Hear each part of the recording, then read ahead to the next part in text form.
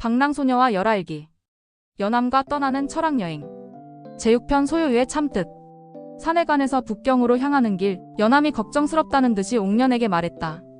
옥년아, 그런데 주유소에서 기름을 넣어야 하겠는데 돈이 너무 들어가는 것은 아닌가 싶어서 걱정이구나. 연암의 말에 옥년이 웃으며 말했다.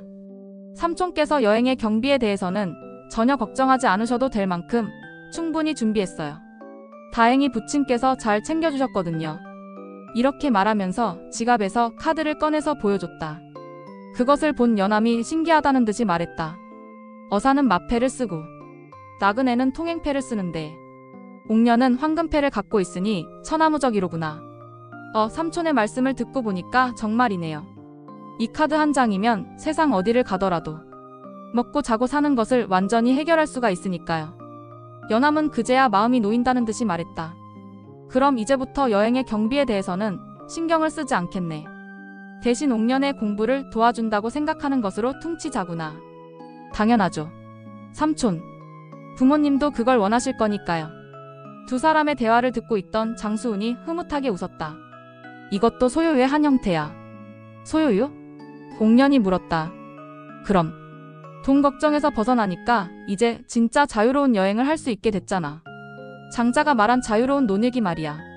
차가 다시 달리기 시작하자 장수운이 소요유에 대한 이야기를 시작했다. 옥년아, 소요유가 뭔지 아나? 자유롭게 논인다는 뜻 아닌가요? 맞기도 하고 틀리기도 해. 단순히 마음대로 하는 게 아니라 모든 속박에서 벗어나서 진정한 자유를 얻는 거야. 핸들을 잡고 있던 연암이 관심을 보였다. 어떤 속박들 말씀이신가요? 여러 가지가 있지. 돈에 대한 걱정, 남의 시선에 대한 두려움, 성공해야 한다는 강박, 완벽해야 한다는 부담. 이런 것들이 다 속박이야. 그럼 지금 저희가 돈 걱정에서 벗어난 것도 그런 거군요. 바로 그거야. 옥년이가 아버지께 도움을 청한 것도 소요유의 실천이었어. 자존심이나 체면 때문에 망설일 수도 있었는데 과감하게 해결했잖아. 옥년이 깨달았다는 표정을 지었다.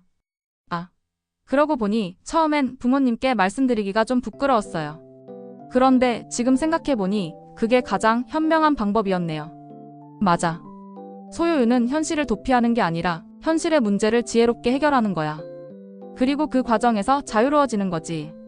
부친의 금고에 잠자고 있는 돈은 아무런 변화를 주지 못하지만 이렇게 카드에 담아서 들고 다니면서 세상을 공부하게 되니 그 가치를 말로 다할 수가 없는 거지. 이때 길가에 커다란 호수가 보였다. 물 위에는 여러 종류의 새들이 날아다니고 있었다. 장수운이 창밖을 가리켰다. 저 새들을 봐. 저게 바로 소요유야. 새들이요?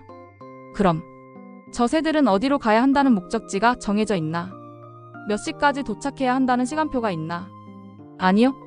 하지만 저들은 자유롭게 날아다니면서도 자신들이 해야 할 일은 다 하고 있어. 먹이도 찾고 둥지도 만들고 새끼도 기르고. 연암이 이해했다.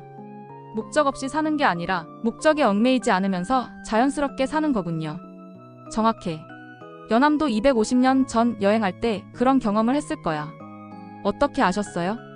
그야 생각해보면 알 수 있어. 분명 사신단의 일정이 있었겠지만 중간중간 예상치 못한 일들을 즐기면서 여행했잖아.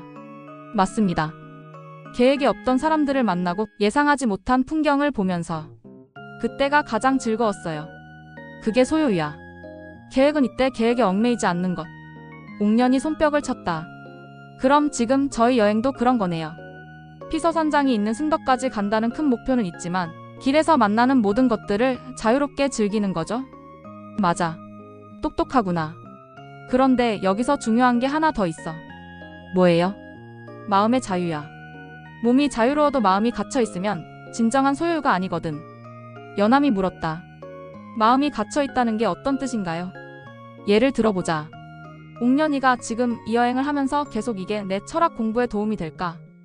학점은 어떻게 하지? 나중에 취업에 도움이 될까? 이런 생각만 한다면? 그런 생각에 매여 있다면 진짜 여행을 즐길 수 없을 것 같아요. 바로 그거야. 목적의식은 필요하지만 그것에 사로잡혀서 현재 순간을 놓치면 안 되는 거지. 장수우는 잠시 멈췄다가 계속했다. 장자는 이런 이야기를 했어. 큰 새 한 마리가 있었는데 날개를 한번 펼치면 하늘 끝까지 날 수 있었다지. 그런데 작은 새들이 비웃었어. 저렇게 크면 뭐해? 쓸데없이 높이 날아올라 봐야 먹을 것이 있는 것도 아닌데. 우리처럼 나무와 나무 사이로 자유자재로 날 수 없잖아라고. 그래서요? 큰 새는 대답했어. 너희는 나무에서 나무로 날아다니지만 나는 대륙에서 대륙으로 날아다닌다. 각자의 자유가 다를 뿐이다라고. 옥년이 고개를 갸웃했다. 무슨 뜻인지 잘 모르겠어요. 자유에는 여러 종류가 있다는 뜻이야. 어떤 사람은 일상 속에서 작은 자유를 찾고 어떤 사람은 큰 꿈을 향해 날아가는 자유를 선택해. 둘 다 소유야. 연암이 무릎을 쳤다. 아, 그래서 제가 조선에 있을 때도 자유로울 수 있었고 중국에 와서도 자유로울 수 있었던 거군요. 장소나 상황이 중요한 게 아니라 마음가짐이 중요한 거였네요. 맞아. 소유는 어디에 있느냐가 아니라 어떤 마음으로 있느냐의 문제야. 북경이 가까워질 무렵 차 안에는 편안한 침묵이 흘렀다. 세 사람 모두 각자의 방식으로 소유를 느끼고 있었다. 옥년은 창밖 풍경을 바라보며 생각했다. 중국 고전을 공부하려면 중국어를 배워야 하겠다는 생각으로. 열심히 공부했던 것을 이렇게 써먹을 줄은 미처 몰랐네. 삼촌도 옛날 연행단에서 공부했던 노걸대의 덕을 톡톡히 보시는 것 같아서 다행이야. 이전에는 항상 뭔가 해야 한다는 압박감이 있었는데 지금은 그냥 이 순간 자체가 좋구나. 연암은 핸들을 잡으며 옛날을 회상했다. 그때도 지금도 결국 중요한 건 여행하는 마음이었구나. 수단이나 방법은 달라져도 본질은 같아. 장수우는 뒷자리에서 미소를 지었다. 이 젊은 친구들이 조금씩 깨달아가는구나. 장자의 지혜가 2500년이 지나도 여전히 살아있다는 증거야. 북경 시내에 들어서자 장수운이 제안했다. 오늘 밤은 좀 특별한 곳에서 자는 게 어떨까? 어디요? 전통 사업원에서 말이야. 호텔보다는 좀 불편할 수도 있지만 옛날 분위기를 느낄 수 있을 거야. 좋아요. 옥년이 바로 찬성했다. 옛날 분위기라. 그것도 소유겠네요. 연암이 웃었다. 맞아. 편안함만 추구하는 게 자유가 아니야. 때로는 불편함도 받아들이면서 새로운 경험을 하는 것, 그것도 소유의 한 형태지. 그날 밤, 세 사람은 오래된 사업원의 작은 방에서 이야기를 나누었다. 현대식 호텔의 편리함은 없었지만 대신 오래된 목재의 향기와 마당에서 들려오는 자연의 소리가 있었다. 할아버지, 오늘 하루 정말 자유로웠어요. 옥년이 말했다. 왜 그렇게 느꼈을까? 시간에 쫓기지도 않고 그냥 하고 싶은 대로 할 수 있었어요. 그런데 하고 싶은 대로 했지만 방종하지는 않았지? 네, 오히려 더 의미 있는 하루였던 것 같아요. 장수운이 고개를 끄덕였다. 그게 바로 진정한 소유야. 절제가 있는 자유, 지혜가 있는 자유. 아무렇게나 하는 게 아니라 자연의 흐름에 맞춰 사는 거지. 밤이 깊어가자 세 사람은 각자의 방으로 들어갔다. 옥년은 침대에 누워 오늘 하루를 되돌아봤다.